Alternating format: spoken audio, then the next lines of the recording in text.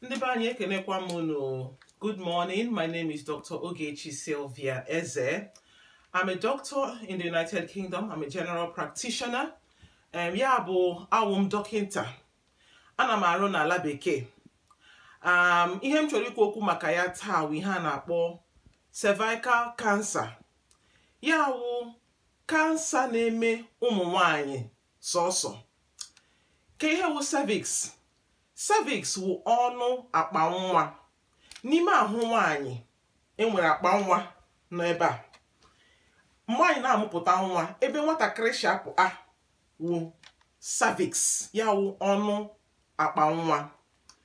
Kansa ahụ na-eme na cervix dịkwa ọ dị ọjọọ maka na a na-enwe sign ọfụma. Nwanyị nwere ike na-agagharị ọsị enwe ka ahụ si emewe m ga-agwa unu ihe unu ga na-ele maka cervical cancer. Ọ bụrụ na ị na-enwe nsọ, ya wụrụ menses kwesịrị ịbịa once in a month. Ọ bịa o nwere ike last ihe dịka 4 days.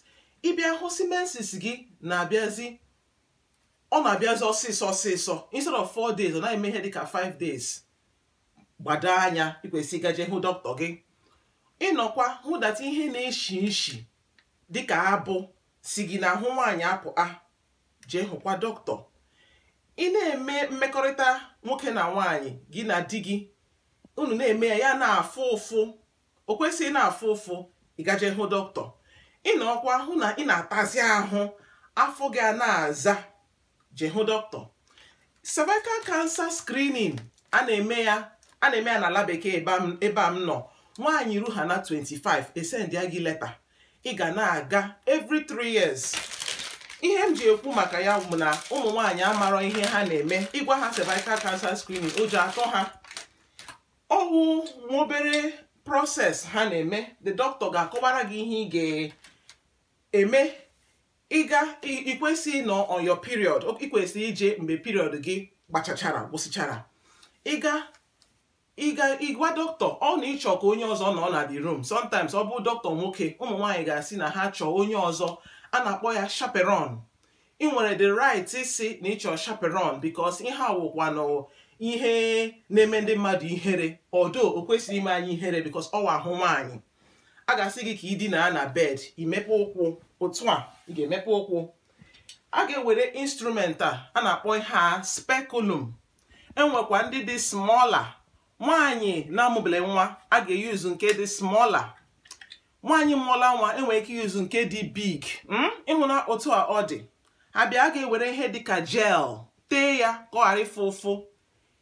A ga-etinye ya otu a, etinye ya, atọ ọnọ ya, emepe ya. Emepe ya. Dọkịta ewerezi ebe ahụ na-enyoba ka ele dị cervix. Cervix nwaanyị kwesịrị na-acha pink. O kwesịrị dị healthy, dị smooth.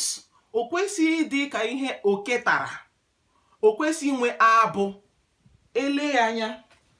Otu a ka the cervix na-eshi adị. Ịhụ na ihe a?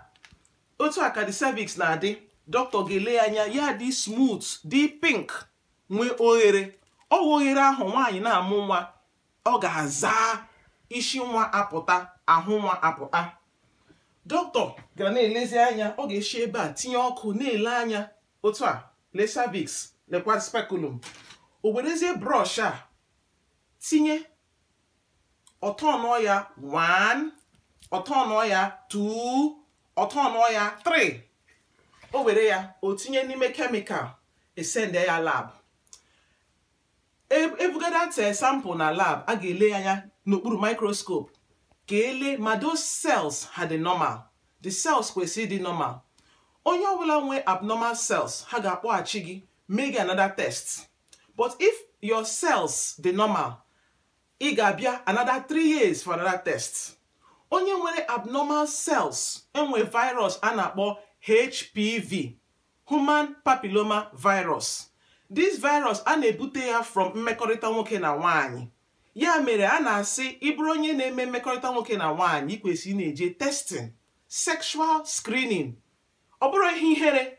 Sexual health dị oke mkpa because ndị mmadụ na-ebute nje na-egbu mmadụ, nje na-akọsụ infertility, ọ na-emechi akpa nwa, na-enyekwa ụmụ nwoke problem. Ụmụ nwoke vu nje o mechichala their tubes, ha na-ebupụtazi sperm. So I hold that human papilloma virus a ga-akpọ gị, because that human papilloma virus will ya na-akọsụ cervical cancer. So ihe m ji ekwu ha wụ taa ụmụ nwaanyị a na-akpọ Medical Women's Association of Nigeria Enugu State na-eme free screening. Ị ga-akwụ ụgwọ.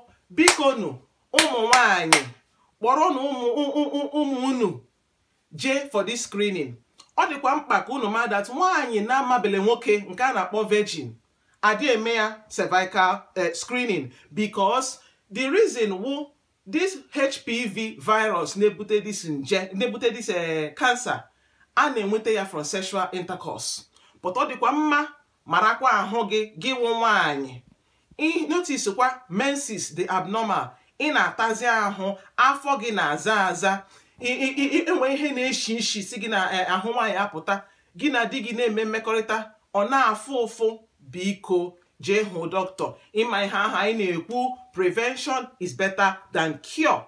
Ịhụ any of these signs, jekwuru dọkịta gị. Anyị nwezi dọkịta ụmụ nwoke, nwezikwa dọkịta ụmụ nwaanyị. Ya emezikwala gị ihere, mara ahụ gị. Ekenekwa m unu, cervical cancer screening is important.